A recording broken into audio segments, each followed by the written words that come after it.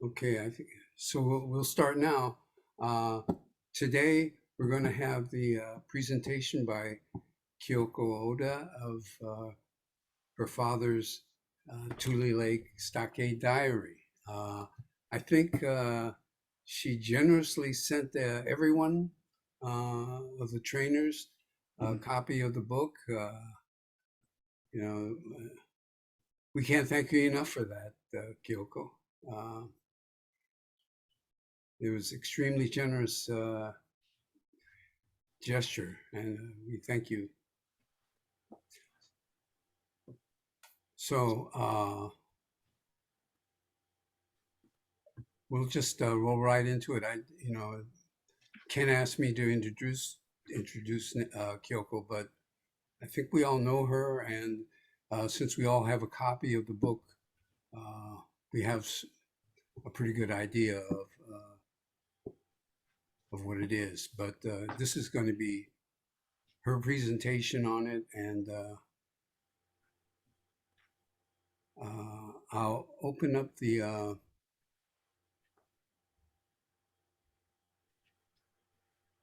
PowerPoint, and she'll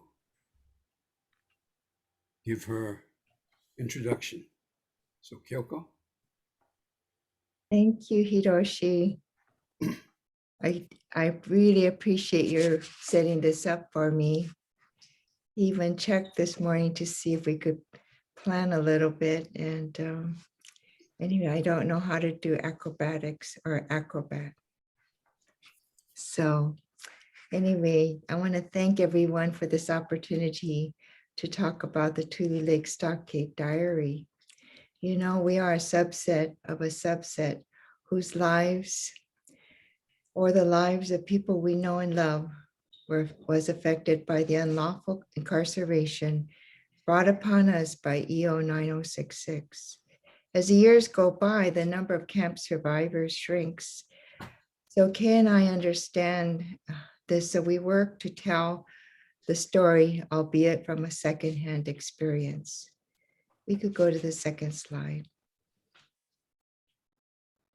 My nephew Terry wrote the secret diary as a gift from actually our family to yours, who experienced the trauma of unforced or enforced unjust family separation.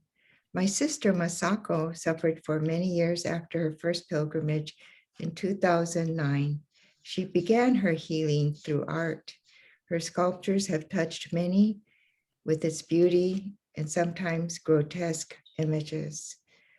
Tatsuo was reluctant to publish the book because he knew that it was a complex time and that men were under stress. He felt that it might bring shame because he called them out by name. I chose to tell it like it was. We do not intend to harm anyone, but only to keep it authentic. Camp recipes have been collected into cookbooks and often remembered as bad or very bad, maybe even good. I enjoyed Weenie Royale, a casserole, not knowing that my nephew Terry's mother, Sayuri, was making camp food. During the stockade, food was used to demonstrate support from the people in camp, used to starve and humiliate the prisoners, for power, for profit, and for the stockade prisoners' resistance. During his confinement, he wrote about headlines like the passing of Winston Churchill, or where the Japanese army was, or closer to home, how disappointed he was that the Spanish consulate didn't show up. Then he wrote about small, intimate details like his longing for his family and his wife. Although he was put into a conflicted space, he never wavered and remained true to his principles. He didn't mind being ridiculed. Actually, no one was spared during his observations. He writes in a way that the reader is like a fly on the wall. You can visualize fear when there are bayonets pointed at you in the hands of men who didn't have much training. You might even chuckle when the bullets didn't match the gun, or he says, Raymond Best is a wage earner. But sadly, I noticed how the weight of the incarceration for 2, then 3 months can weaken a man's spirit. My father taught me about gratitude, compassion, fairness, and sincerity. And although he passed away on September 19th, 1999, his voice is strong in this diary. I welcome your questions and comments at the end of the PowerPoint, and I'm going to ask Hiroshi to moderate that if possible. So here's a picture of my husband and I at the last pilgrimage, and we look forward to going in the future. So we'll go to the next slide. You know, I remember Martha talking about people might say, well, they're pro-Japan. So I thought about that a lot because I didn't think it was a bad thing. And so I put this picture up. If you look on the right, you can read the script. It says, my dad was 23 years old. And the one on the left in the faded is when he was 60 years old. And the flag is still in my possession, so to speak. And it was in the basement left for us to find. So he was definitely pro-Japan. But I thought about this as I prepared. We're going to go to the next slide. That he really wanted to tell the story as fairly as he possibly could and under duress. So here are a couple things that actually I have a lot of stuff, but this is one headlines: rushed armored troops into Jap camp, Los Angeles Times, November 13th, 1943. And that's actually the day he was arrested. So I thought it's interesting to have something from that exact day. The next slide, please. So the next slide, and I know these are tiny for you to read. So what I'd like to offer is if you want to have me type it out so you could read it, because we're not able to see such small print. But I think the thing is, it was covered in the local newspapers, the strike, but they never said what the reason for the strike was. Okay, the next one. So the next one is very interesting. On the left side says last load of loyal Japanese leave Tule Lake.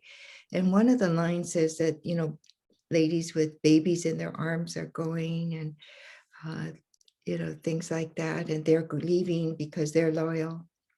And then on the right side, it talks about the fences being erected, which my father describes. But if you really read these carefully, there are a lot of lies, because they write it in a way, of course, to make the US government look like they're doing the right thing, and that they leave behind all these disloyal people. But we know some of the people were yes, because they chose not to move. Okay, so we're going to go to the next slide.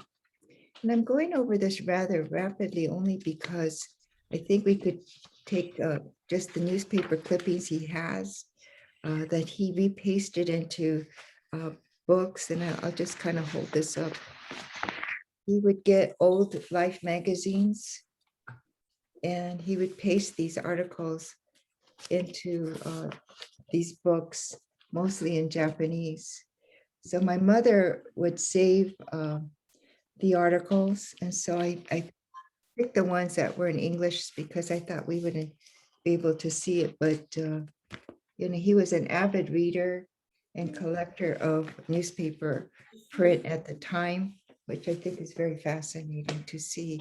This is the picture that Hiroshi shared with us a few months ago that shows what he was walking towards after he was arrested, towards tents, and that the weather was very cold. So when I went with my dad in 1970 and the ground crunched beneath my shoes, I thought, wow, this is really cold. And how difficult it must have been to be in these tents. But what happens is they get transferred to the basically barracks that were better insulated because they were part of the administration building.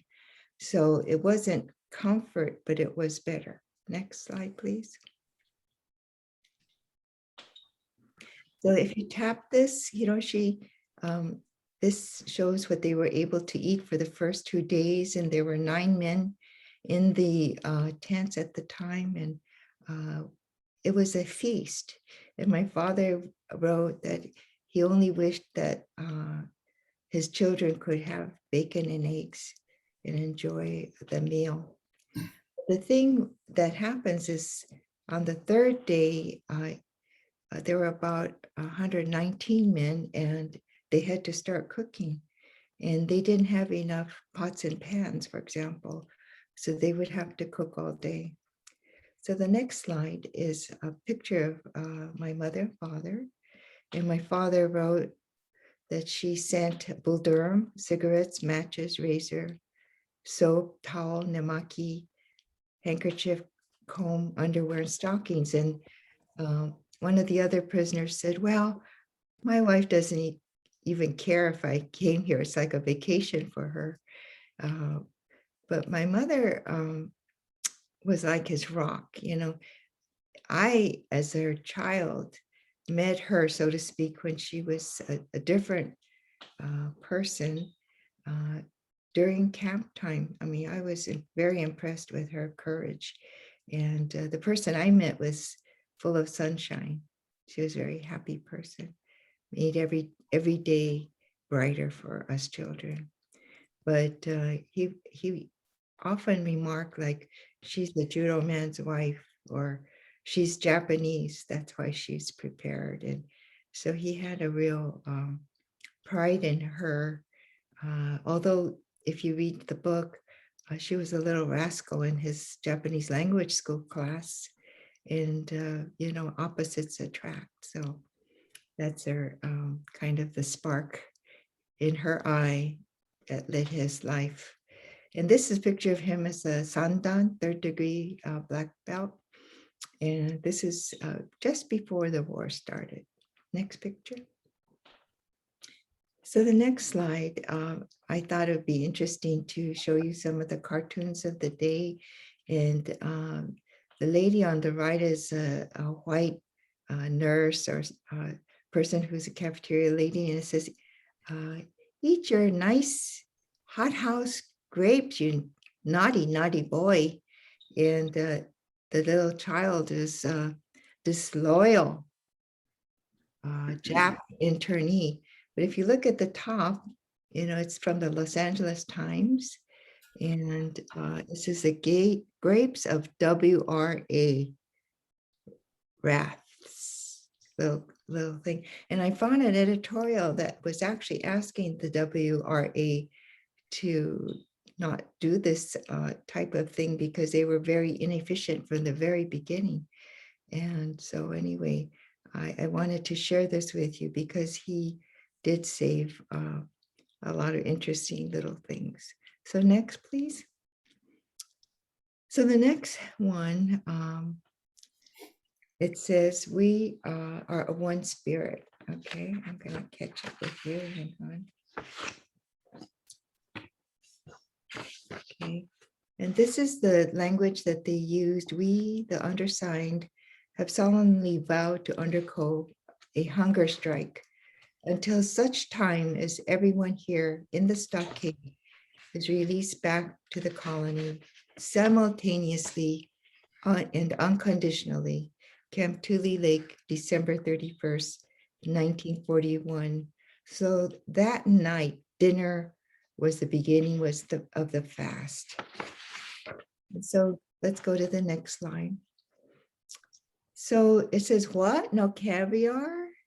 Because if you saw the menu from November 13th, it was pretty good. And here the Japanese are sitting at tables sulking. Here we have breakfast, lunch, and dinner, like a nice restaurant. And it says, for disloyal Japanese internees at Tule Lake, while the American soldiers behind them are forced to have fish, rice, and bread every day. And so I think this is part of the misunderstanding a couple of things. One is that's what Japanese people eat for breakfast, lunch, and dinner, actually, with a little spinach or tsukemono. And in our case, my father loved natto. And I know I lost half of my audience already because that's something that not everybody likes, but that's the message that the American public was receiving. Next. So I wrote down what Block 38 women sent before the hunger strike. And I'm kind of out of order, but the idea is there was an abundance of food at one time, as opposed to the hunger strike. And you think, why would they do this? But there were many instances when they had many hunger strikes, so to speak, to protest. And they wrote that it was the only way to get justice. And so Block 38 is where my mother and father lived. And the women sent 12 cigarette papers. My father used to roll Bull Durham. I don't know if you're familiar with the old style of doing cigarettes. One large can of Velvet brand and Granger tobacco, one box of oranges, 9 boxes of peanuts, 1 carton of wing cigarettes, tsukudani, and can of olives. And so I didn't want to make you hungry because it is near lunchtime, but Ward 1, for example, sent 800 nigiri meshi, 300 boiled eggs, 1 large box of napa tsukemono, 53 oranges, 51 apple pies, and salt. And this goes on. He records ward by ward by ward, which to the prisoners in the stockade meant that they had the support of the people in the camp. So in contrast to what they were facing, this gave them a lot of courage. And it was well worth noting because people had to sacrifice their own food in order to send something of this abundance to the men in the stockade. Next, please.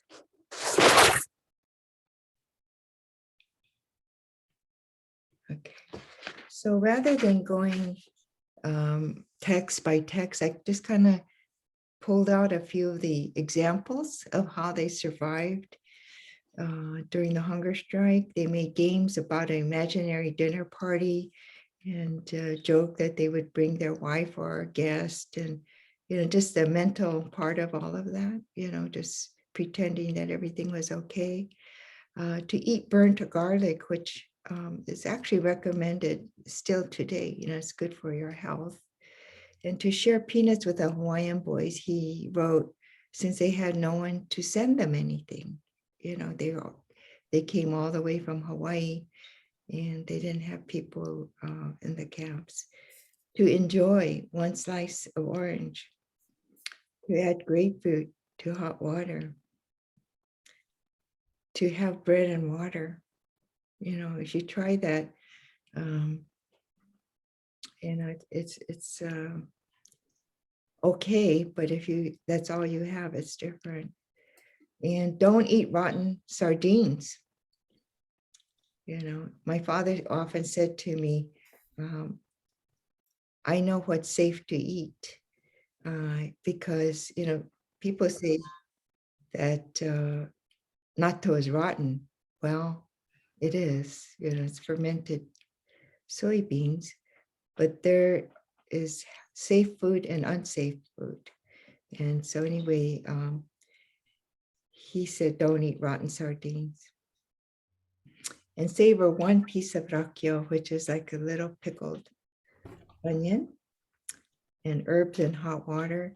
And then he wrote, during a very difficult time, he says, watch out for coffee with laxative, because although it was a very tense time, they had a joker in their group. And anyway, right away, the laxative took effect and You just have to laugh it off because, it's so funny. So that's the survival. And the next slide is about starvation. So this is what they were facing. So you heard on December the 31st, that's when the actual fast began. But on November 29th, he said the food was less and the quality was getting poorer. It wasn't enough to feed a cat. By December 20th, 1 teaspoon of corned beef and potato okazu, 2 pieces of beets for lunch. And then he started to describe the supplies that were coming in from the army. And he says 4 pounds of sugar per day for 232 prisoners. Now, that doesn't mean a whole lot to me, but he said it's like having mashed potatoes and coffee with milk or sugar, which those of you who drink coffee black, maybe it's okay, because I know Hiroshi drinks coffee black. But people who cook in large quantities like to have salt, sugar, shoyu. And one thing is that while the United States Army got like a stockpile and took photographs of it and said, oh, they're eating okay, they have plenty of food, which wasn't true. At the same time, Japan was sending miso and shoyu. So it's interesting. It was kind of like a war of food between the two countries and trying to affect the minds of the people in the stockade. So go back to December 31st, the next slide. It says the armed forces, the armed soldiers forced us to answer roll call in the snow. On the last day of the year, we started a hunger strike. We ate snow to fill our stomachs. Our guts are filled with the Japanese spirit. We do not cry for the lack of food. We are angry at their ignorance. Hyakutaro Mori. So Hyakutaro Mori is quoted several times during the book. And one of the things I realized when I went to Japan with my dad, he introduced me to some really amazing poets, one who became a national treasure. And he told me that my father actually taught him how to do haiku. So he was not only a teacher of judo, he was a teacher of poetry, and he appreciated poetry because he took the time to put it in his diary. Next, please. So he wrote, "This is the first time in my life that I spent New Year's like this, but money cannot buy this kind of experience. We were made to stand in the snow for 2 hours and 25 minutes. But in doing a little research for today, I learned that no one in Tule Lake had New Year's that year. They did not have enough food to do that. So it was very, the morale in camp was very bad. The morale in the stockade was worse. And they were really suffering. So when people look at Tulians, they have no idea of what they had gone through, because here we have the people, 1,500 at one point, 15,000 at one point, mixed batch, say yes, yes, and no, no. Then we have the stockade people, and then it grows up to 18,000 plus, and no one's ready for them. Sanitation is poor, and food is worse. So it was a very dismal situation caused by mismanagement before Raymond Best and during Raymond Best, who eventually was pushed out. Next. So I believe my dad was always present in his writing. He That's beautiful. did. This is a picture I took off the internet, and I kind of imagined that he was looking at Castle Rock Mountain and these words came to him. The snow appeared silver, like the pure heart and body that we carried.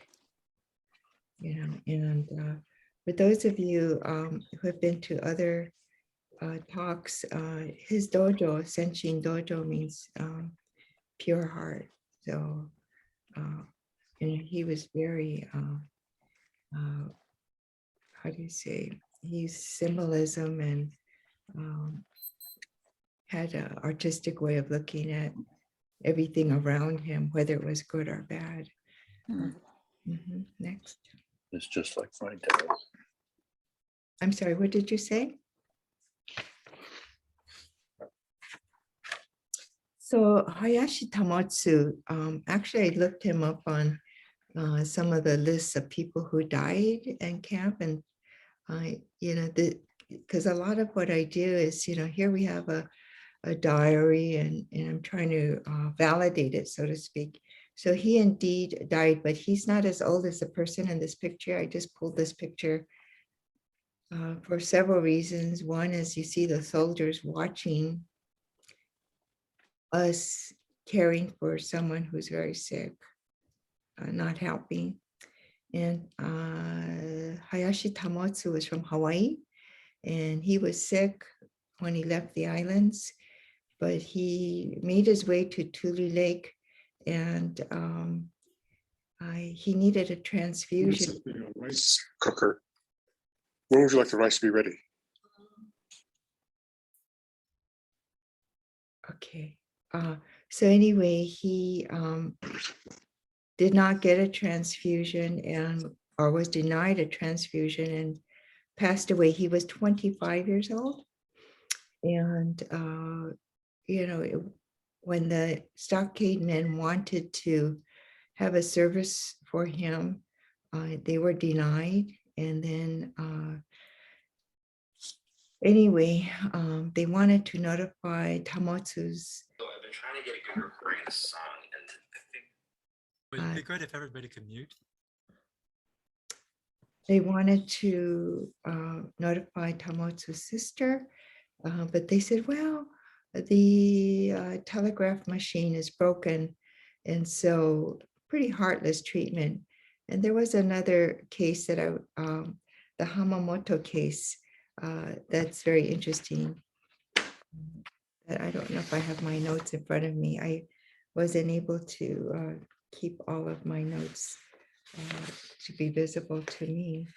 Here it is. Hamamoto would have to walk to the hospital, but eventually an ambulance came. His eyes were swollen and he appeared to be in great pain. Captain Harmon said that the camp was peaceful and quiet. Of course it's quiet. The people were surrounded by armed guards. Next page, please.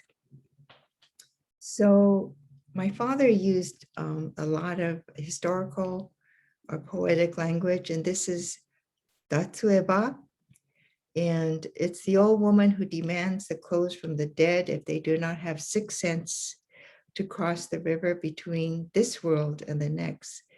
So she robs the clothes of the dead. And you've seen this where people take the guns of dead soldiers or belongings, and it's the victories of war. And so my father wrote, how ironic that America claims on billboards that it is just and humane country. So on the right-hand side, if you recall, the fasting starts December 31st. And this is January the 3rd, that the guards on January the 1st started stealing the food from the camp that the ladies had been giving. And I don't know how my dad did this, but he writes down 3 cans of grapefruit juice, 2 bottles of jam, blah, blah, blah, blah, blah. I mean, he is watching everything that's going on around him. And even in one case, later on, he goes, oh, I was off by 2 on some kind of a vote. So he was like just zoomed in on what was going on about him, because he felt the responsibility of telling the truth about this period of time. But it's interesting to remember Tatsuo because it's very a gross grotesque image to steal from dead bodies or the impoverished in this case. Okay, next slide. So the government on this January 3rd wrote, food has been provided, one-day ration. Whenever additional food is needed, some will be delivered upon proper notification, signed by Leonard G. Shaner, second lieutenant. And what they chose to do, the US government, was during this hunger strike, was to have a big delivery of food that you've never seen before, eggs and milk and, just meat. But when they cut the meat up, it was so tiny. My dad wrote that it was like a piece of senbei. That's pretty small.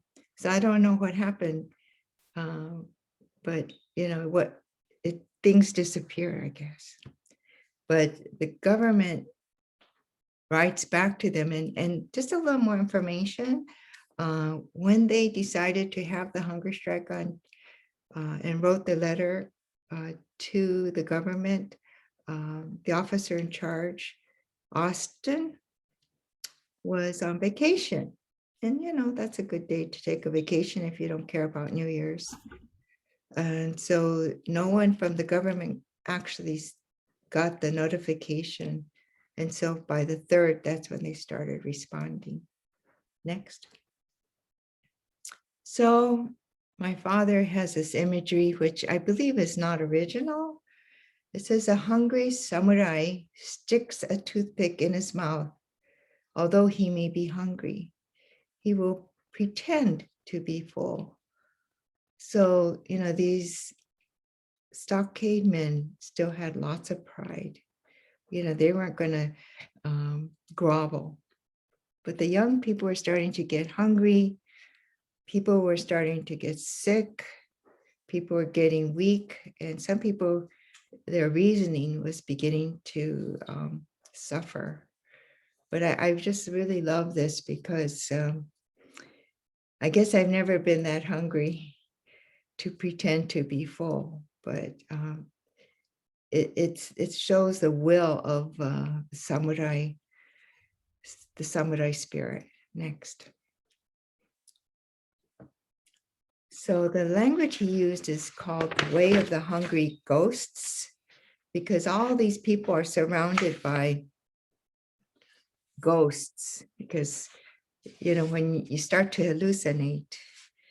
And so anyway, he writes here, the food won us over. On January 6th, the 7th day, they had a vote. 152 were in support of negotiating or quitting the strike. Let's talk to the government. And 50 said, let's continue the strike.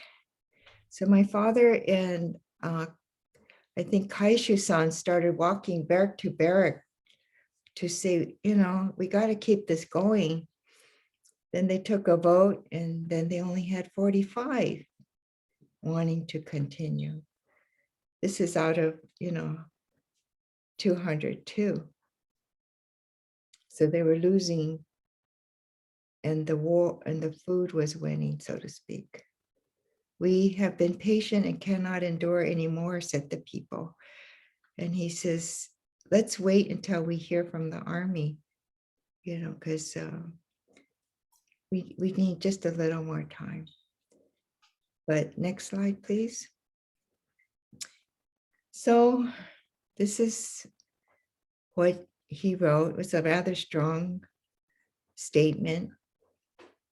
As a Japanese army, we marched together, but some gave up. As an avalanche in a snowy valley, they all suddenly collapsed.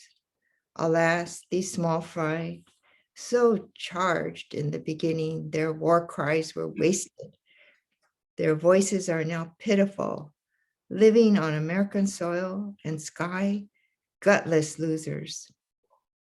I wish those in the homeland will all believe this to be untrue. So what they started with solidarity, and then it started slipping away. And, it was looking like there was going to be defeat very soon. Next, please. So all this time, my father is in a hunger strike. My mother is not getting any mail. If you read the book, they've been exchanging letters quite often, which is really cute. I guess we would be texting each other today. But she says, I've been worrying about you because you haven't written for several weeks. I have been waiting for a letter every day. So I thought I'd just kind of show you that he documented that. And actually, I have this letter from my mom. We have a collection of letters that we found in the basement after we cleaned out the house, so to speak. And they're just beautiful to read because she says, Mr. Inouye. So it's kind of funny. And then sometimes she calls him Anata, which means like darling. So next slide, please. So this is a picture of my mom and two sisters actually in Poston, but I just wanted the imagery. Are you ill or something? And they were sucking on the last chicken bone because some of the neighbors had brought some food over, and they were enjoying that. So my mom writes, I feel very lonesome without you. You have to enjoy it with us. Masako keeps calling for daddy every day, every night before she goes to sleep. When daddy's coming home, I'm going to sleep with him. I think she dreams of you almost all the time because she gets up in the morning, she says, I saw daddy with the soldiers. She thinks it's real. So there she is. She's 4 years old in preschool. And the three of them are, they're pretty much on their own. They just arrived in Tule Lake a month, and then he was arrested and taken to camp. So they didn't know a lot of people, but thanks to the people in the barrack,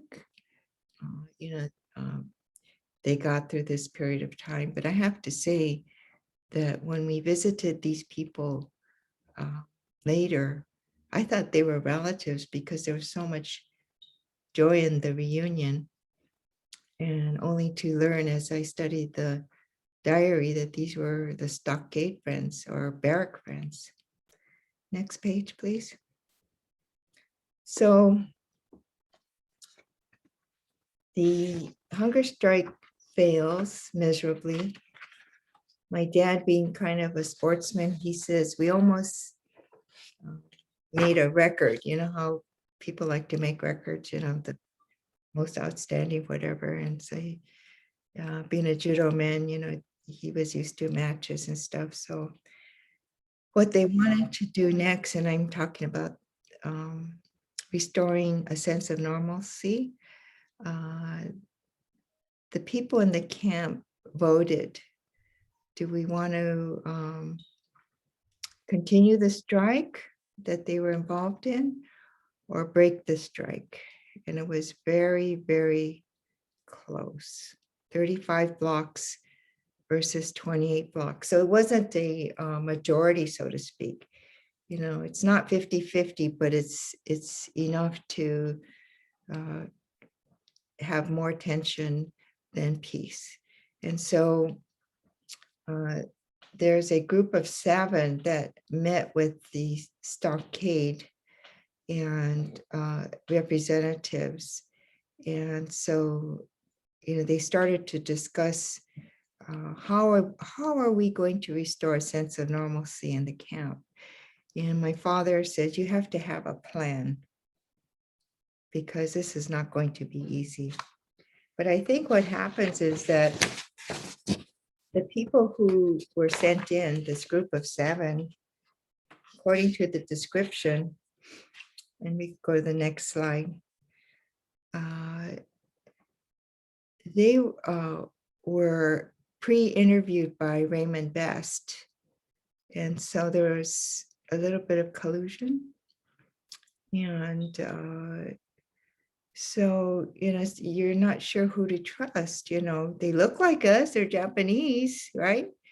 But this is not going quite right. So it's very stressful. So this is a group of 7 that was selected and entrusted by the people in charge of each section to negotiate with the administration. And the administration is telling us that no one will be released until the camp is returned to normal. Well, the Stockade people say the hunger strike proved our determination. The quickest way to restore normalcy is to have a joint meeting, the committee members, administration, and your group. Since this has become an international affair, we cannot take it lightly. If I had like an hour to talk about just this few pages of back and forth, how they discussed it, it really requires a lot of concentration because people were switching sides and different kinds of things. And to add to it, there was voter fraud because the newspaper says, notwithstanding the results from the vote, everyone should return to work. So it doesn't matter what was negotiated, you should just go back. Whether we're not really listening to your voices or what my father said, it's not a demand, it's a request that, if you're supposed to spend 40 cents on our food, just spend 40 cents. That's not a demand. That's a tarimai. If I was asking for 50 cents per person, that's considered a demand because it's more than what, was set aside. So there was a lot of tension and angst. So let's go to the next slide. So I know I'm going rather rapidly because I value your time, but I kind of simplified this. And the Stockade Committee, this is their recommendation. They, as you know, wanted everyone released from the Stockade and returned to camp. But this is what they came up with. We agreed upon the following proposal. Hold hearings for the negotiating committee to get them out of the Stockade. And if any are charged with curfew violations, they should be informed how long they will be detained. Because as you know, there were no charges. They just were thrown in the Stockade. They thought, that the Hawaiians were thugs or rascal gangsters. I mean, it as you saw in the cartoons, wasn't very fair. But I think what the Stockade Committee tried to do is saying, okay, if you can find something, we'll pay our dues, so to speak, or those negotiating committee members will do what's right. Okay, so the next slide. So this part, we're going to go rather rapidly. And so what I'm going to say is I think I need to go back through, January 13th and through the negotiations, because I myself am a process person. And, I think that they tried to be flexible, but people were not necessarily truthful or honest in their negotiations. So, it's politics. It wasn't about principle. So February 6th in the afternoon, Mr. Shimizu and Mr. Agatsuma gathered responsible members from each section and discussed ways to rebuild peace in the camp. So remember, this hunger strike starts December 31st. It ends about January 7th. This is almost a month later. And between that time is when all that turmoil was going on. And they say to themselves, this is a huge responsibility. Okay. Then the next day, one roommate, Nakagawa, spoke about progressive ways of loving your fellow compatriots. I was even more impressed when I learned that he was only 22 years old. So, sometimes the young people have, less baggage, so to speak, even though they were unjustly treated or beaten, and because a lot of them were beaten just for curfew violation. So by February 9th in Barrack A, there was a beating involving Mr. Fujiwara and Mr. Agatsuma. I don't know the reason why, but there's a lot of anger. People who don't agree. And so some people use words and some people use their fists. So February 11th, he writes, they were starting to draft the Nisei. Next page.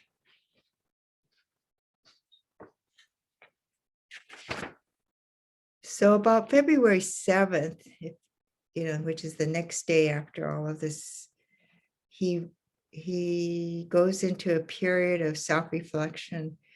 And he says, I'm starting to finally understand Saikontan, the book he used to quiet his mind. And he wrote this: you should forgive others when others make mistakes, but you should not forgive yourself for your mistake. You should endure your own difficulty. So, I think that was a huge concession because my father is known for his fighting spirit. I mean, all these Nisei, Kibe, they were strong people. So to forgive others, which is very difficult to do, shows not necessarily a change in his attitude, but maturity. That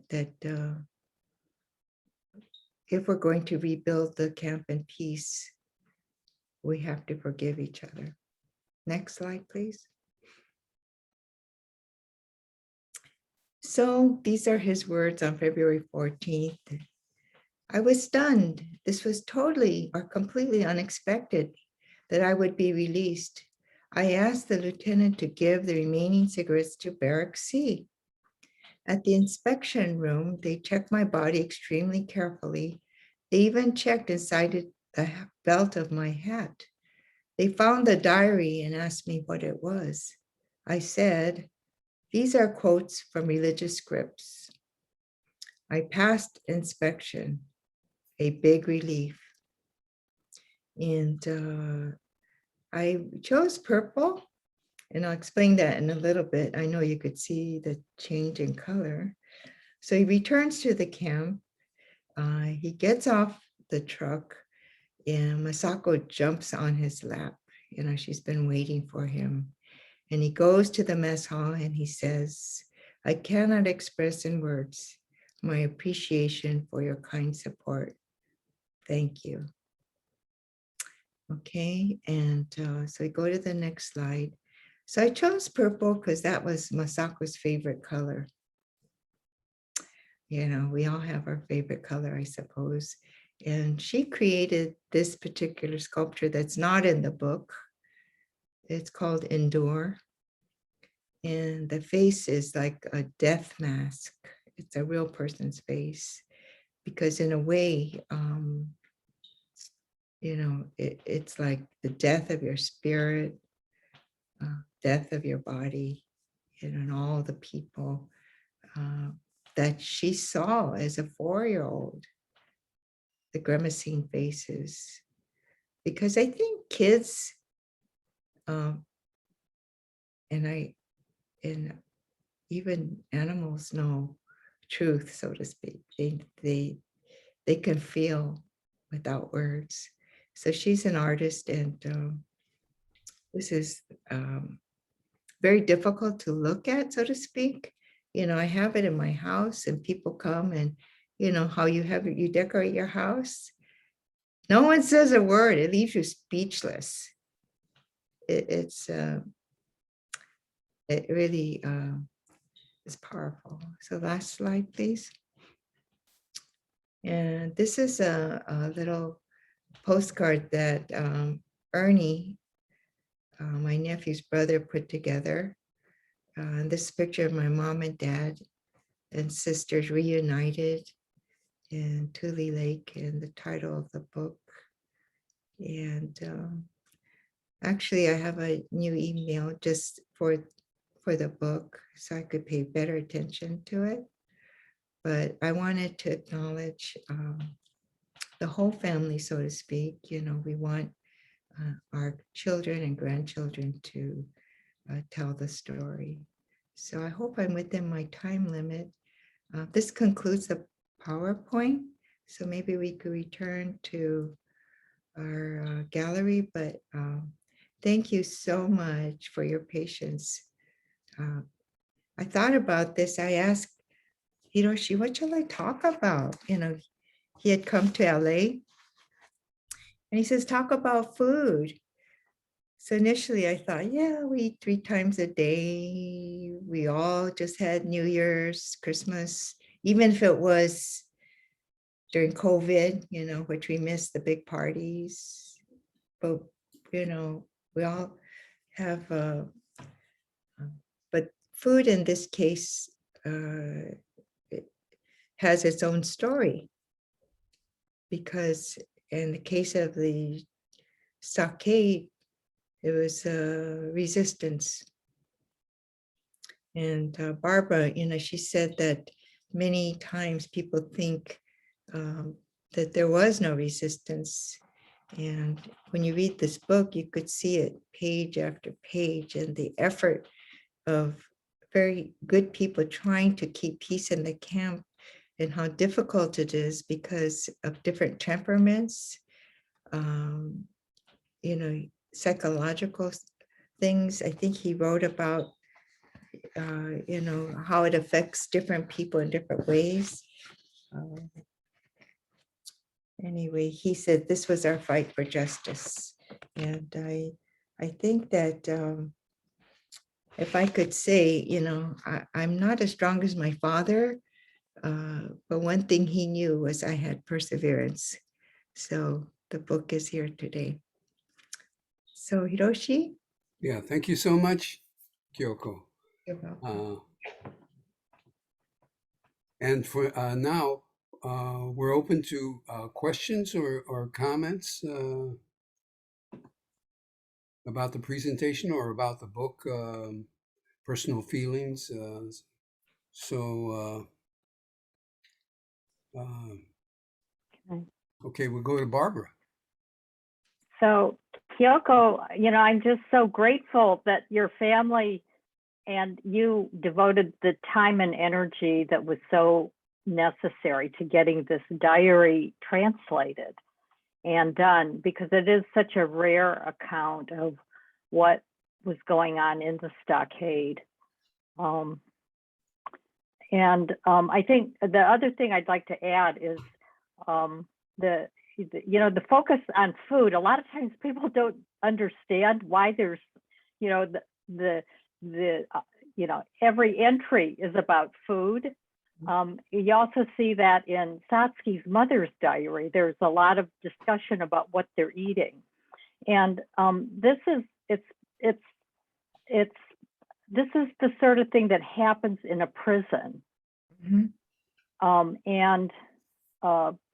In prison, you know, so my son, one of the things he was doing, it was prison litigation, you know, fighting to improve prison conditions in these just dreadful prisons in the South. But one of the big issues that was a triggering thing would be food, you know, because it's evidence of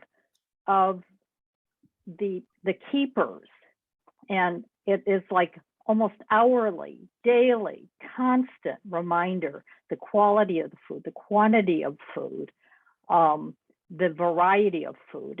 It's kind of like your main interaction with the power that is keeping you in prison. So so it's just become something like so important, and that's what we are seeing in your father's diary. So it's, you know, it must have been, you know, when you were putting the book together, I'm sure you sort of struggled with the idea, should we include the food discussion, right? Do we want to have that in every, you know, maintain that information? And because it seems so repetitive, right?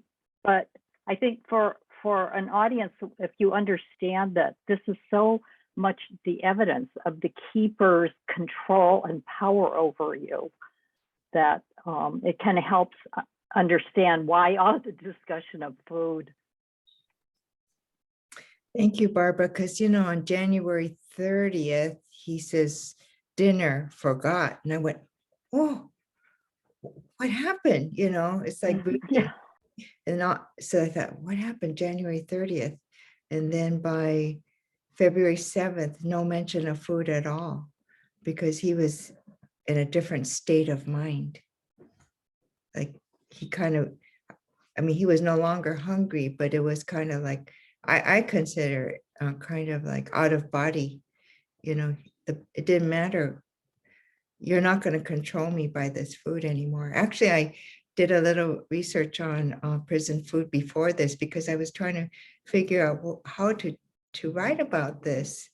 And, you know, it's even in Tuna Canyon, you know, they had German, Japanese, Italians, Peruvians, and Japanese people love their vegetables, you know, maybe not the little kids, but you know, we do appreciate, you know, vegetables and things from the earth. My father always had a garden, and he grew gobo, and our neighbor ran home and said, they're eating roots. They're so poor, they're eating roots. And so we had to explain to her that this is traditional, you know, but, you know, that's the difference of different cultures, you know, because we're in East LA, and I don't think you ever saw anybody take a root out and try to, you know, prepare it for dinner.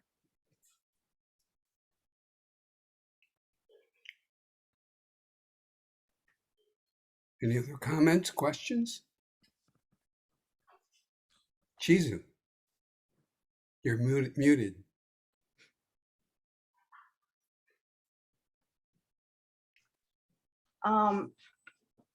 You know, like, I know that, you know, this general feeling that the Issei story is the story that's the least talked about or, you know, included in all the camp accounts. And my feeling is that there's got to be a lot of diaries and journals and, you know, maybe even fiction and poetry and all that stuff written by Issei during the camp time, because in Japanese culture, it's very common to keep a daily journal kind of thing. And you know, I used to speak Japanese pretty fluently until I was about 20 years old, I think, because like my mother never spoke English, so it was the only way to communicate. But after camp, I just really kind of threw away my Japanese. I'm really sorry about that, but you know, I just did not use it. So anyway, I know that Professor Izumi, is that her name? I know she's doing translating and stuff like that. Yeah. So there's just a trove of information, I think, that's still not translated, essentially. Mm-hmm. Yeah. And so this kind of thing is invaluable. And Satsuki's parents' diaries and letters and journals, you know, when her book comes out, there's going to be a really very interesting story told in that book. Yeah. Okay, and then even though I was in camp for 3.5 years, I don't remember that much about the food. I don't know why, but I just remember negative things like hating Vienna sausage and finding a box of fig Newtons, this kind of cookie with the fig filling, and it was just full of worms and weevils when we opened it. So yeah, those are the kinds of things that I remember. But as far as day to day, we had a lot of weenies, I guess. I don't know, seems like that was really big. But I also remember dreaming about ice cream sodas and just stuff we used to have. And anyway, I'm gonna have to go through psychoanalysis or something, I guess, to recover all those memories. But we didn't starve, but it was pretty plain what we had, and depending on the chefs that ran the mess halls, I think the quality probably was really different from block to block. Yeah. Chisu, this is Frank. In regards to the Issei in translation, I've been collecting every piece of literature I can get my hands on, both in English and in translation. Also hope to include a chapter from the Stockade diary. So I'll send you a list of what I have. You can see what what we have so far. But there's some new things that have come out in translation, including the Stockade diary. So hopefully that will open a few eyes to what has been called our buried past. Yeah. Great. Yeah, look forward to seeing it. Thanks. Yeah, I think you could see from the diary that almost everything they did in the stockade was a form of torture, from the food or the small amounts that they gave, from the lack of cooking utensils, from what was it? There were 8 toilets, and 3 of them were out of commission for 200 men. I don't think he ever named the number of showers, but they were so few that if you wanted to take a shower, you had to wait till 2 or 3 o'clock in the morning and take it then.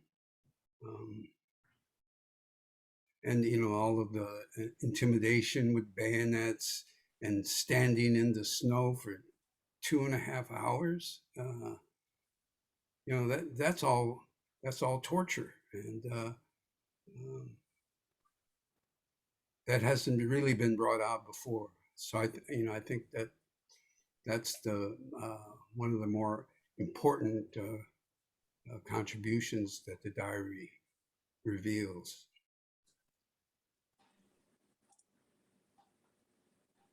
Kemi?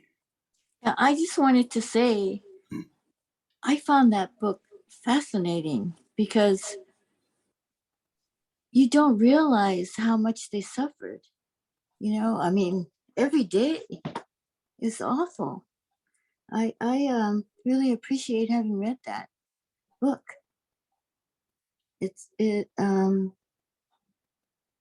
And they never talked about it.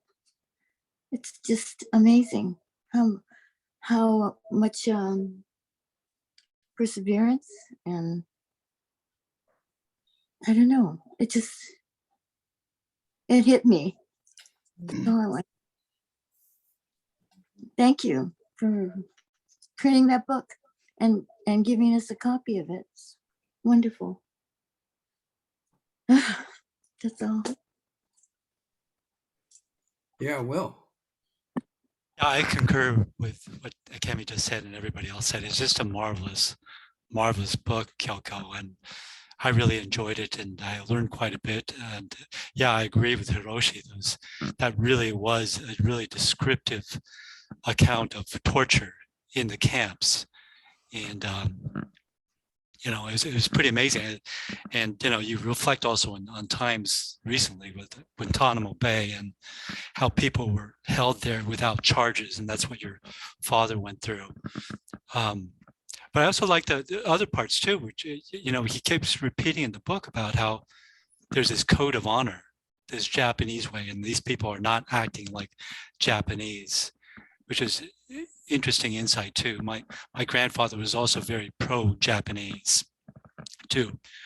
He died in the camp, so I didn't, know him, but I've always wondered if he had that attitude as well. But I just have several questions about the book too. He was not there with any formal charge, and it seems like he indicated that it might be because there was a misinterpretation of what judo was all about. That was one. This is a long time ago when I read it too, so I can't exactly remember. But I remember that judo part, that he was thinking that they didn't really understand what judo was, that it was really a defensive sport. He also said that, I think one officer also said he was in there because he attended a meeting. Now, he was released before other people, I think, if I remember. And did he ever get an explanation as to why he was released? I mean, some people stayed there and he was released. Is it because all of a sudden they think judo is a defensive sport? I don't think that's what it was. He still attended that meeting. So why was he released? Okay, I hope I remember your question. So one thing I read was he said he signed in because it's politeness. Somebody says sign in and he signed in. Then my mother says, why did you sign in? She was complaining about that. Surprised me, but she did. And they were afraid of the judo people. First of all, he had come in from Poston, and he had rank, they call it. He was Yondan 4th degree black belt, and being the oldest, he becomes the head teacher. And I read Barbara said that there were 4 dojos, and I believe that he went from dojo to dojo, to conduct practice. And I think, I read one line in the back. They said, oh, Mr. Inouye, you talk so deep. He says, you have to speak up at a time like this. You can't be like my voice. He has to use his bravado and say yes and no with, authority. And then my husband and I were discussing it. Well, he was almost 6 feet tall. So, when he spoke and he had this mission, he could be intimidating to, everybody else. According to what I read in like Tuna Canyon, they're like 5'3", 5'4". He didn't weigh a lot ever. He was almost a health nut from all the time I've known him. Always ate brown rice, natto, tofu, very healthy food. But he was big. He's a big person. And it was written that, they would look at different people, like the Hawaiians, the people from Jerome, or different people who were gangsters, and then they looked to the judo people.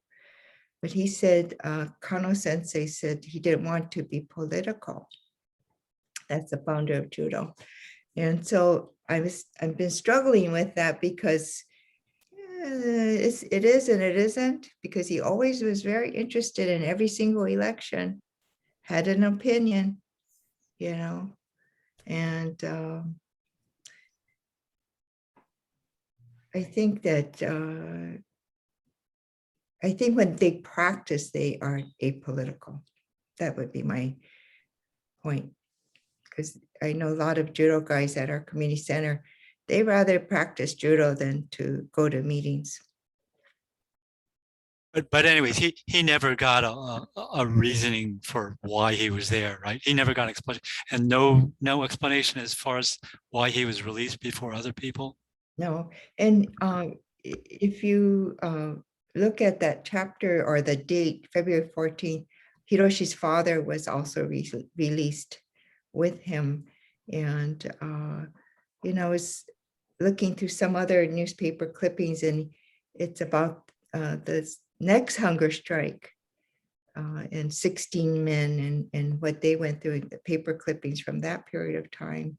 So in terms of why he was in there, no, I do not have any knowledge of that. And believe me, I've been looking and looking because he would save everything.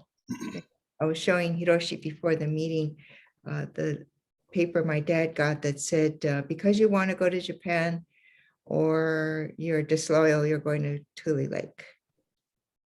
So, I mean, he saved a lot of things. And then he got a receipt for 33 cents when he got, and he saved that. I mean, I would think he would save, like, you were in the stockade because you were 6 feet tall and we don't like you or something, I have to keep looking. But I see people going to prison today or getting their cars stopped today just because they're Black. I think that the primary reason why he was arrested was because he signed into that meeting, which was the meeting of November 4th. And it was at that meeting that Kuratomi expressed all of the ideas that and demands that they had of the administration, including the resignation of everybody from practically from Best down, including Best, and Best was running the meeting. And then it was at that meeting that the beating of Dr. Petticord was announced, and they had to postpone it while they investigated what was going on. So it was a power-packed meeting, and when they were getting ready to arrest and incarcerate in the Stockade, they went to that list of people that signed into that meeting, and I think that was the primary reason why he was arrested. And then also the judo thing, where they were calling, the terms they used were the pressure boys and judo boys for the groups of ruffians that were running through the camp. So I think those were the two primary reasons why he was arrested. Yeah, there was another thing that I remember from that book was that he had really detailed accounts of the interrogation. I mean, he must have had an incredible memory, because it's just the whole conversation, the whole interrogation sequence is there. Could you find those did he go back and change his diary after reflecting on it, or he wrote it immediately down onto paper that day? And is there a way that did the government keep those interrogation documents around that you can actually see what they talked about? So Will, when you were 33 or I was 33, I think my memory was better. Yeah, that's true. Yeah. And when I got the government FBI report on that meeting, I couldn't believe how accurate it was. So I think he was able to observe and write things down probably right away.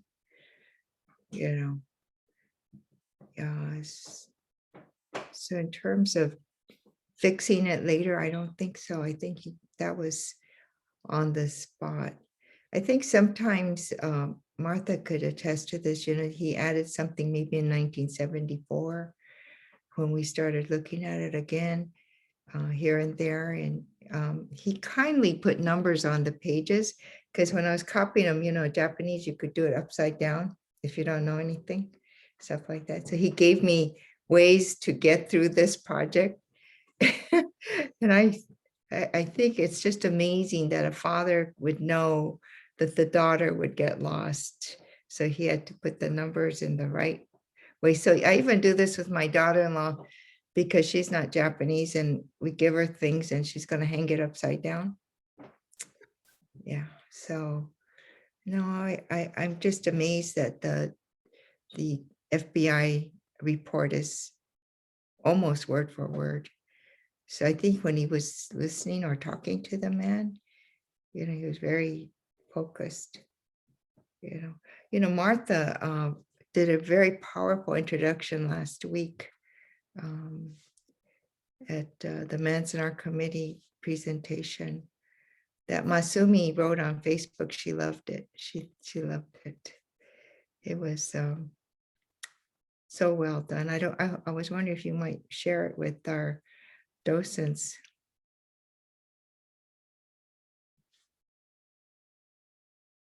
You're muted. Thank you, Nancy. I appreciate that. I was thinking when we were talking to you, didn't your father take out names from the diary, certain names, so that people would not get in trouble? I kind of thought we had a discussion like that, because he didn't want to name names in certain areas. That's what I had remembered. But I wanted to mention, I had a Kibe father. I know a lot of people here had a Kibe father. My mother was from Japan, in a very small town. And when I read Mr. Inouye's diary, to me, I related to it. I didn't realize, I'm just coming to this realization that a lot of sanseis don't understand the mentality of a Kibe. I totally see my father in Mr. Inouye and the Yamato Damashi spirit.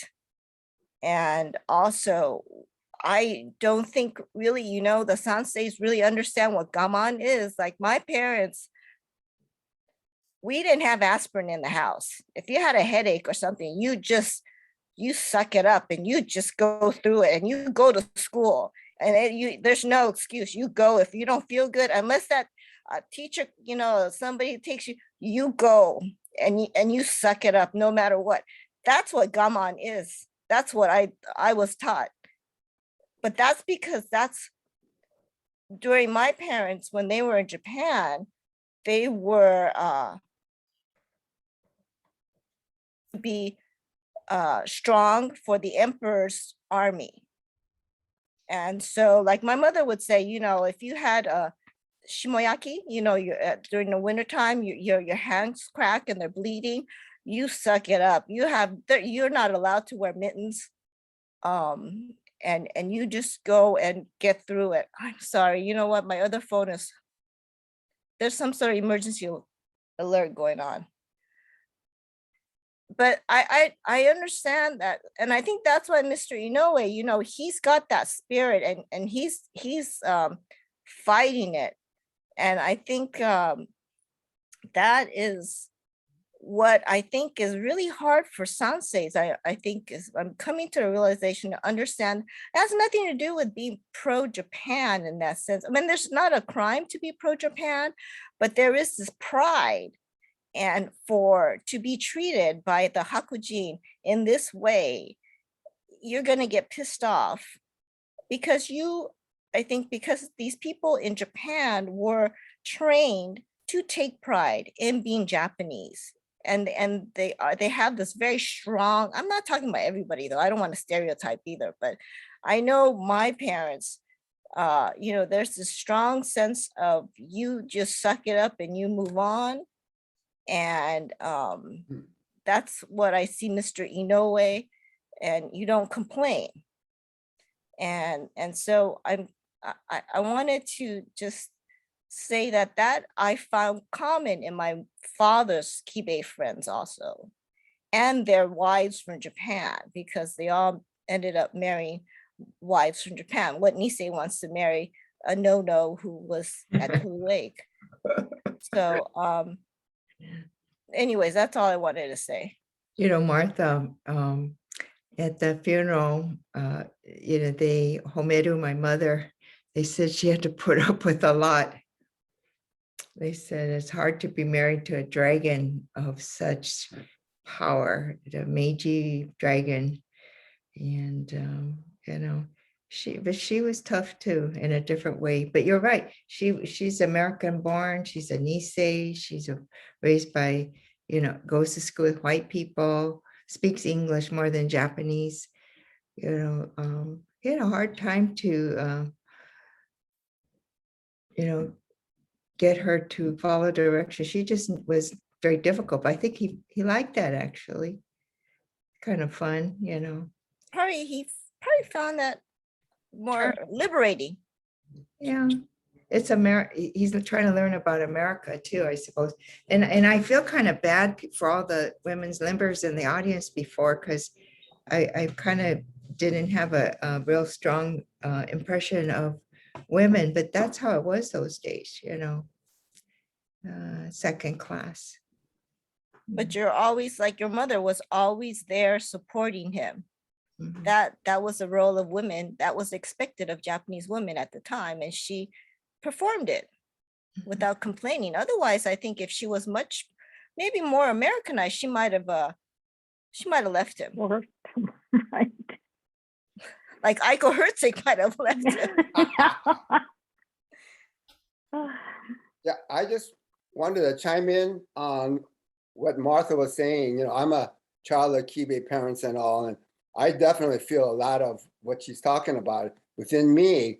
But it's funny because when you talk about gaman and all, in 2004, I started getting this ringing in my left ear, and it was just driving me nuts because it's 24/7 and all. And so I told my mom, and she goes, don't be crybaby. I've had that for 30 years. You know, and I never knew it, but you know, I was like, you know, like I was being a crybaby. You know, it's funny. Yeah. Can I wanted to jump in here. Another thing you mentioned, Martha, is that you said the term pro-Japan, which I don't think it's the way it has been characterized by the government is that they are anti-American and pro-Japan. So I think we need to consider the use of our own language, that it wasn't that they were so much pro-Japan, but it was the love of the homeland, the pride in where you come from.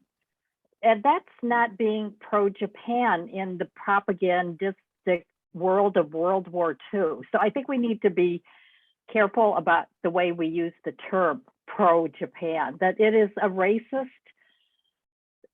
you know, kind of, it was another hostile racist framing of a perfectly natural feeling that people would have to feel this sense of affiliation toward the country they left. I mean, obviously, Kyoko, your father was not pro-Japan because he stayed in America. I mean, he might have had feelings of love and you know, being Japanese is a part of who he is. But I don't think we would characterize him as a pro-Japan person.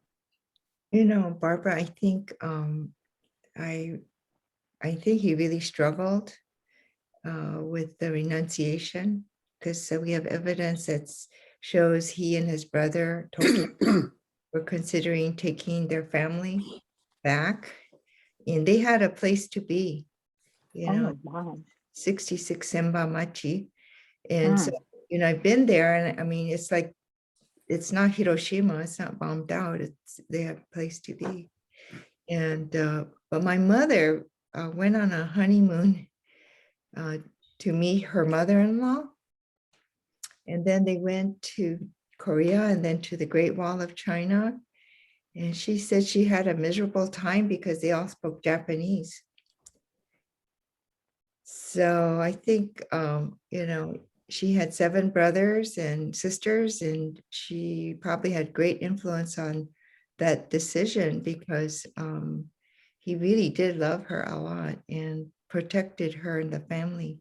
So, I thought about how hard that period of time he went through. So my nephew, Terry, who's I see is here, said, Grandpa looks old for 50. He looks old for 60 or whatever year with the pictures are, because Terry himself is 65 and he looks young.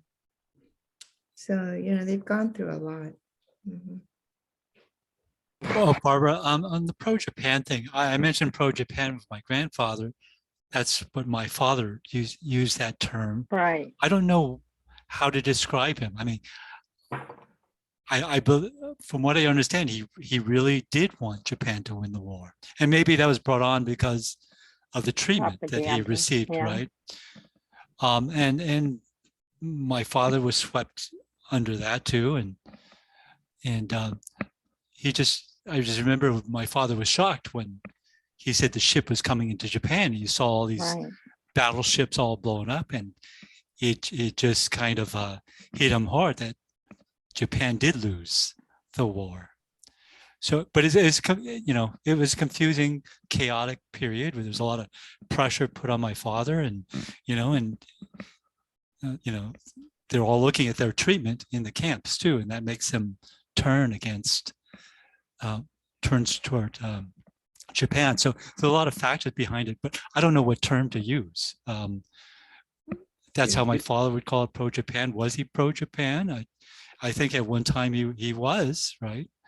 So what do I say? How do I describe that? What terms do I use? Yeah, there's a language question with respect to the actual phrase pro-Japan, in that it implies there's a binary implication. Right. If you're one, you're the other, right? You're this or that. It's ones and zeros, like a computer. When in fact, I mean, you might actually be both, right? Or some flavor. I mean, think about the loyalty questionnaire, right? Yes or no? And how many flavors of that one do we know?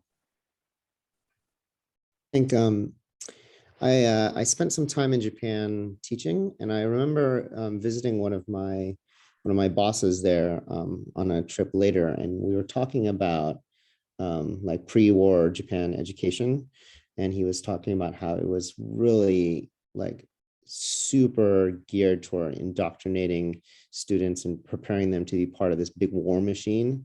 Right. If you were a Kibe, you went through that education system. You were facing indoctrination at every turn. So I think, as people are saying, it's a little bit complicated. Yeah, I think you had to memorize the Kyoiku Chokugo and recite that, the education edict. And, it has good things, honor your mother and father and things like that. But it's indoctrination, like Go said. Actually, I have a copy of that. Yeah, I'd like to mention too that, the dichotomy was loyal, disloyal, but then, how do you fit like, pro-Japan or just honoring your culture that you came from, that kind of thing, to kind of fit that into a loyal, disloyal dichotomy was really crazy on the part of our government, but they did it anyway. So Yeah, I I'm following noticed- what she was saying, that whole dichotomy, loyal, disloyal, or the whole, people feel, being kind of conditioned to looking things in binary terms, as Jane said about, pro-Japan or pro-America. You have to choose one or the other, but I think almost everybody had real ambivalence and a lot of different kinds of feelings. And even like my parents who were Kibe, as I had mentioned, they were ready to go back to Japan because they felt, hey man, if they don't want us here in America, then we might as well go back. It wasn't as if they were, raring to go back type of thing, but it's kind of like, hey, they don't want us here, so let's go back. And I'm sure, they and others felt like, hey, if America's going to treat us this way, then fuck you. And, you know, it's not nothing where I love Japan and about just fuck you, America kind of thing. So as far as terminology, I mean, if we can think about it in terms of conflicted allegiances, it's just not the simple racist framing that of being pro-Japan. So I think it's natural to have feelings for your homeland. right. And I have still close ties with my relatives in Japan. I talk to them on the phone. So I still watch the Japanese news. If there's a tsunami or whatever, I'm calling them to see if they're okay. I have feelings for Japan. And does that make me pro-Japan? Yeah, maybe, but it's not a crime. But see, here's the thing I noticed with the JCL national resolution, and I'm not getting on you, Stan, but they have pro-Japan and against the US, feelings against the US. I think that's what the resolution says. So there's, you know, that keeps being brought up of this pro-Japan being against the US. But we're bringing it up. Our community keeps bringing it up. Right. So it was mainly, I think that it's good that we kind of think and talk about this whole issue of the framing of pro-Japan, and that we don't want to perpetuate this binary kind of perception, which tends to get people all confused about Tule Lake. And again, this is another reason why Tule Lake's story has always been so marginalized, that we made protest invisible by labeling it as being pro-Japan. So, you know, the perception has always been of Tule Lake as being these pro-Japan fanatics, right? So by using those kind of terms, we delegitimize the protest that did happen. So my 2 cents. Well, you know, when my father talked to the FBI, he was very clear. He said, poor medical treatment, right? Poor food. You know, he didn't say, you know, bad. I love Japan. You know, but I have to say, you know, when the emperor or the prince came, you know, we would go to see them at the music center in Los Angeles.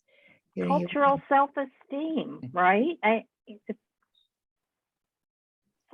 part of pride of who you are, where you come from. Is that pro-Japan?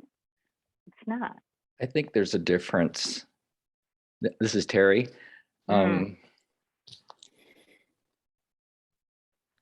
My grandfather, I asked him that same question, why he was here, and it's kind of a little different than what we're talking about, but he said he's not the first child, so he didn't have to stay. He was born here, so he had the right to come here. And he said that my life would have been wasted in Manchuria or somewhere because the emperor would just kill us.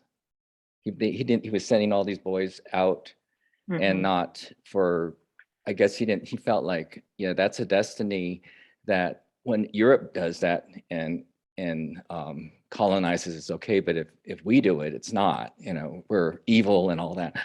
And he said he had a mission. He says, my mission is judo. So that is pro-Japanese, but maybe not pro-Japan exactly. And judo is a gentle sport. It's not like we're going to be conquering and colonizing. We're teaching people our culture, you know. And the other thing that Nancy was saying is when she went back to their house, it's not just a house. It's like if you go down Millionaire Row in Pasadena, their home is just like a green and green. I mean, it's big. And they moved back to Japan when their children, I guess my grandfather was 3 or 4. 3. And I think one of the elements is that I don't believe that they would have gotten a fair education here. I don't believe that they would allow born people, well, they were born here, but they would put them in a separate school. They wouldn't go to white school. So I think that they were I guess our grandfather went to a very good school. I went to one of his reunions, and all of the people there were, as high up there and CEOs of companies and all of that. So he comes from a different pedigree. It's not like, oh, these immigrants come here and they're just lucky to be here, even if they're not white.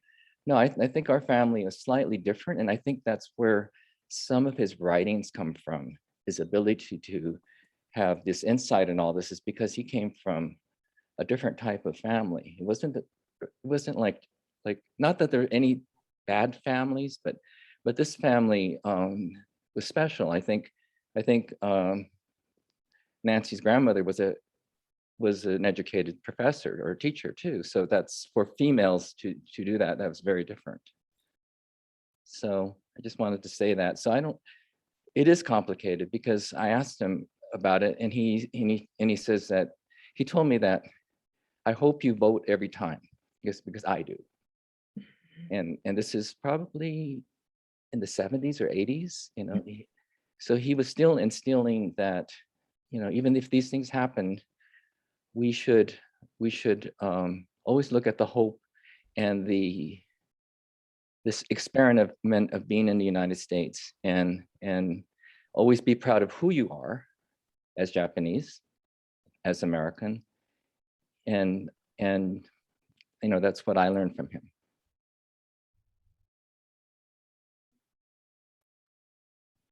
If I can add, Mr. Wakayama, Kinzo Wakayama, was from Manzanar to Tule Lake and then to Japan. I mean, first son was born in Manzanar, second son was born in Tule Lake, and the third son was born in Japan. So you know how he progressed. But when the first son, Edgar, because he was born here, he got his draft notice to the US Army in Japan. He asked his father, what should I do? His father told him, you should go serve in the US Army, which is what he did. So in similar ways, it's that whole thing, Terry, that you talked about, how your grandfather, be proud of who you are, but be mindful of where you come from, and also, as a United States citizen.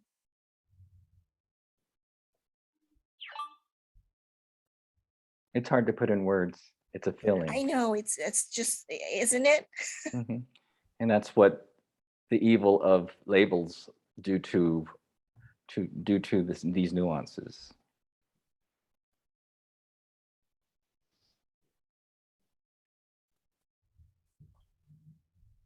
Hey, Kyoko-san, this is James. I just wanted to, before this ends, I just wanted to say thanks for publishing this lifelong work. I'm just amazed that your father was as meticulous in documenting and writing his time in the Stockade. I'm sure there's a lot of stuff on the cutting floor that didn't make the final edition. And probably in that's a ton of wealth of information, but I just want to say thank you. I appreciate that very much. And I have to confess, and I think you all know, since the topic today was food, that we wrote about Thanksgiving twice. Hiroshi noticed it. Terry's sister Charlene noticed it. So in the second run, we corrected a lot of the mistakes, but you all got the one that has Thanksgiving twice, because Thanksgiving is my favorite. No stress, not like New Year's, lots of stress. Né? So I don't know if you noticed, but it comes up early and then it comes up again. I don't know how we missed it, but we did. Thank you. Nancy, are you gonna continue? I know you mentioned your father continue to write his diary. Will you be publishing more than Beyond the Stockade? Well, my husband is sitting here and he's not poking me, but he pokes me mentally, because we have, for example, before he even got to Tule Lake, so the decision process of, I'm going to go, and then people, usually ask me, what did he do after? And so, of course, he did judo, but there's more to it than that, because Hiroshi's dad and my dad got together and they put together this book, which I've been trying to get to the bottom of. I was trying to surprise you, Hiroshi, with information. His dad's writing was translated, and I would want to go further, but evidently the skill that Masumi has is pretty unique. You know, she's a very excellent translator. And so she wants to do it herself. She saw it in 3 volumes. So one of the questions my sister Masako asked her was, how old are you? And actually, I think at this point she's 52 or something, because my sister saw the future in Masumi, so to speak, that we could pull this off, something, you know, else. So sometimes if you look at stories, sometimes they do the beginning at later on, so to speak. You know, they do the middle, then they go to the end, and then they go to the beginning. I don't know where this is going. I don't have that skill that Masumi has, but she does have an interest. Her husband's a librarian too. And so maybe we need to consider that, you know, we all have a purpose in life. So, you know, this may be it, but I know she wanted to do the one in Japanese, and there's a handful of people that want it in Japanese. So like, I'm glad that Frank is collecting more things, because maybe this will be the beginning of really finding out more about our history, because I hope we don't repeat it again. You know, this is was really scary the last 4 years, you know, what was going to happen. And so anyway, nice to see you, Katie. You know, Katie, I tried my best because yours was so good. I said, oh my God, those college doctor people, they're so smart. I mean it. I really loved it so much. I thought I got to step it up a little. No, I thought it was great. I've just been sitting here taking a million notes. I'm kind of embarrassed to show you my copy of the diary, because who posted this much? Well, I could send you a fresh one. I should go. show you. That's flattering, right? It Look at tells my you she's books. giving a really close read. Oh my gosh, it's an invaluable, beautiful piece of history to me.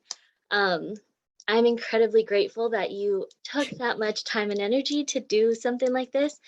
And I wanted to turn my video on because I really, really hope that you do continue to publish everything else that he has, because something like this, for me, from my perspective, it changed everything. Like, you know, I read history books and I read about events, but to have something like this that puts emotion and feeling and really outlines the atrocities that just one man went through, right?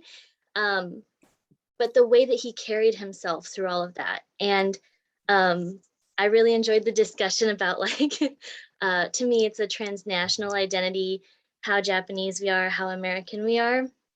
And I feel that a lot being 4th generation. It's kind of like, you know, sometimes you meet people and they're like, well, how Japanese are you anymore?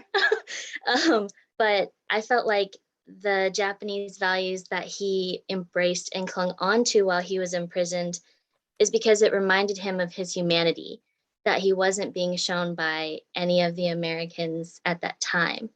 And so to have Japan send food and things like that they needed, like even just medicine, during that imprisonment time, it was like the respect, even in time of war. And I have so many things to say, but I had to chime in and thank you, because it means a lot. And it's, yeah, I can't believe I showed you what it looked like, because it's so embarrassing.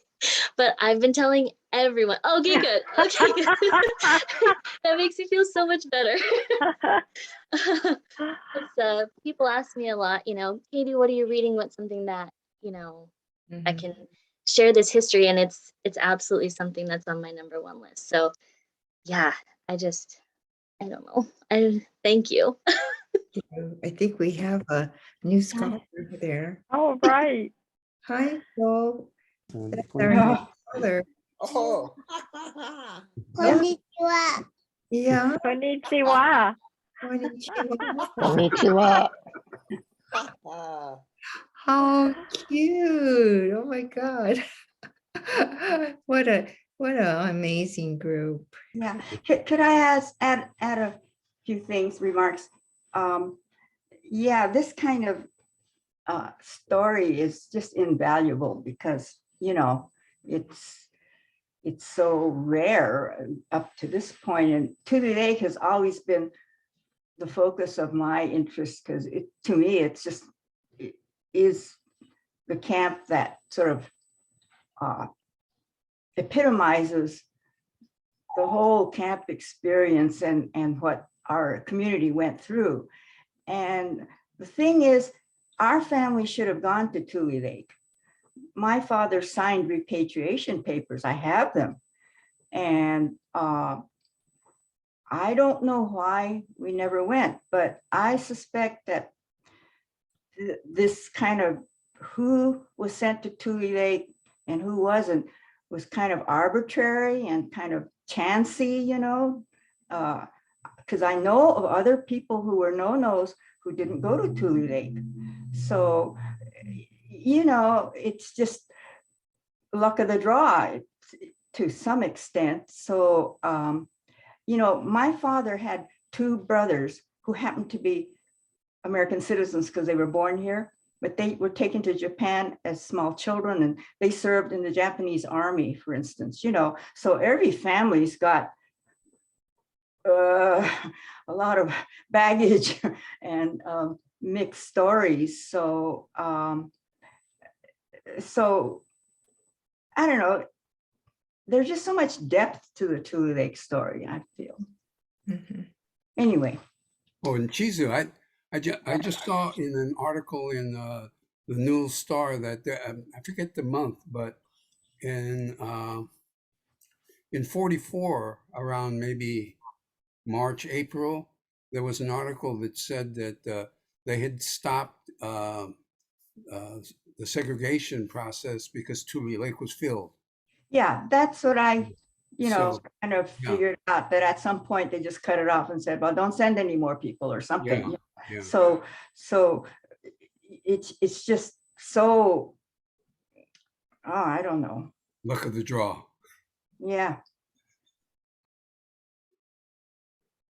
Oh, also, I just wanted to chime in with everybody else about how valuable and powerful the diary is as a tool for learning and all. And when you mentioned that you may try to go ahead and get it published in Japanese, I think that'd be really good because I think in Japan, there is a growing interest in Japanese Americans and incarceration and all, but I think a lot of times they get a superficial or skewed kind of view. And I think your father's diary would really add a lot to the, you know, it's so in depth and so nuanced and all. I think they could really learn a lot from it. I agree. Oh, Kyoko. When did your father begin the diary, and when did he finish? You know, I think Chizu mentioned this, or maybe Martha. He wrote a diary his whole life. So when Takako Day came over, she was very surprised. I have volumes of them. Mm. So there are probably some blanks here and there because difficult times or something. But he was an avid writer. So one of my aunties kept up the habit. My mother didn't, but my auntie June did. And so he thought it was funny that her sister kept it going. One of the things I know we're having this wonderful discussion. So I have this one that says from Poston, I think, to Tule Lake.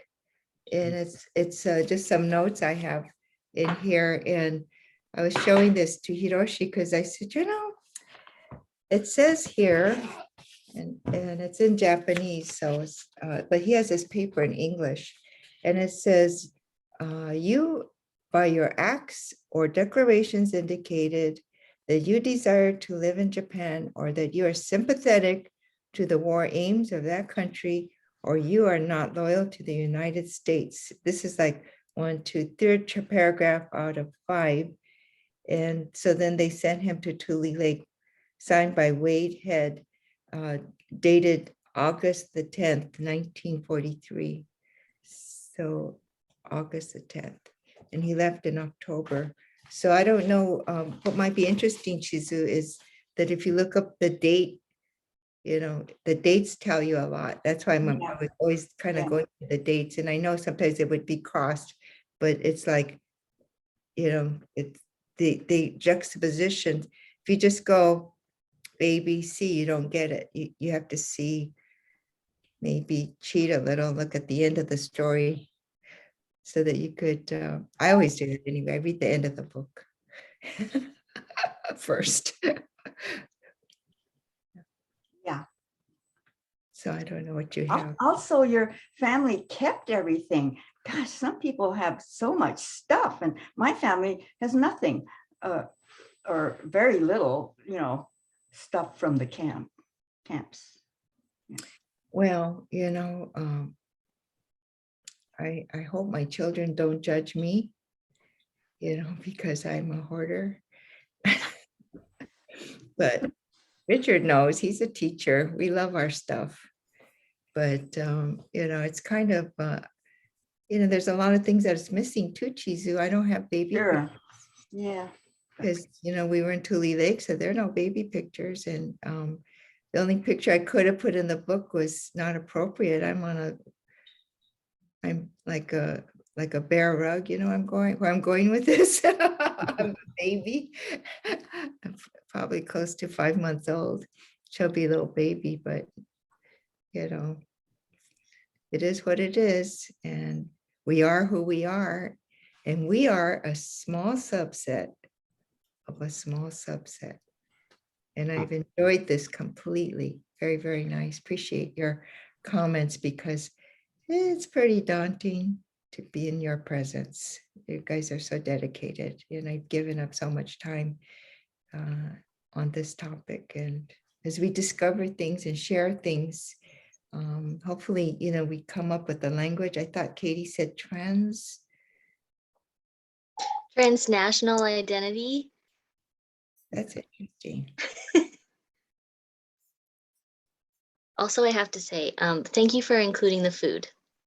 Loved it. A very important part. I have a question about the food if you still have time. Let's see. So yeah, I think your father mentions that they were getting better food than the people in the rest of the camp, and they were getting better food initially. So is it because that they were under a different authority at that point, with the army in charge, or what was the reason? And the second question I have is about the stealing of the food. He documents they stole the food from the stockade. Was there also stealing of food in the rest of the camp outside the stockade? Okay, so the food he got on the 13th and 14th was because that was the officers' quarters or something. Officers' mess hall. Yeah, so the food was different. And then the barracks were different. You know? So that's part of that. And then were they stealing food in camp? Well, I think Hiroshi taught me that they were stealing, you know, Tule Lake was known for their slaughterhouse for pigs, hogs. And some of them were revealed as stolen when the truck broke down. Is that the question you're asking? Because they had a lot of, I mean, it was very abundant there, and they were shipping out to other camps. But things disappear along the way. And, you know, Manzanar had the big revolt, and so, sugar, rice, and then you didn't ask me about the sake, but, they made sake. Some people probably just took the rice and made sake to ease their pain. Right. I think your father did mention that in the book about that. They were using the rice for the sake and, Mhm. okay. On November 6th was the day that the Army did a sweep of the camp, and they searched everything from locked trunks and suitcases that were up in the rafters, and they tore open floors to see if there was anything hidden underneath them. And through that sweep, they confiscated 10,000 pounds of rice. Some of it was taken from the mess halls and the warehouse, but the majority was bought, through the canteens for making sake.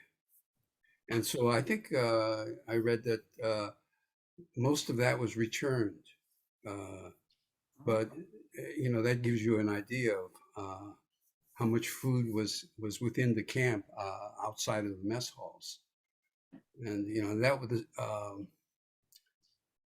that was a real assault on the population of Tule Lake. That sweep, totally humiliating and without any humanitarian concerns to invade, one's home. One of the things I read was that the yes were hoarding before the no-nos came. And so, that was an issue, because they had opportunity to plan. It's the worry about food insecurity, not being able to rely on the government to provide for you. And there was theft going on of foodstuffs by WRA employees. So there was a lucrative black market going on. So yes, to your question about food theft in the camp, well, so we're going on 2 hours now. I'm going to have to leave, so. Yeah. Hiroshi, Yes. before we leave, I'd like Hiroshi to tell us what the decision is with the Tule Lake pilgrimage planning. Oh, yeah.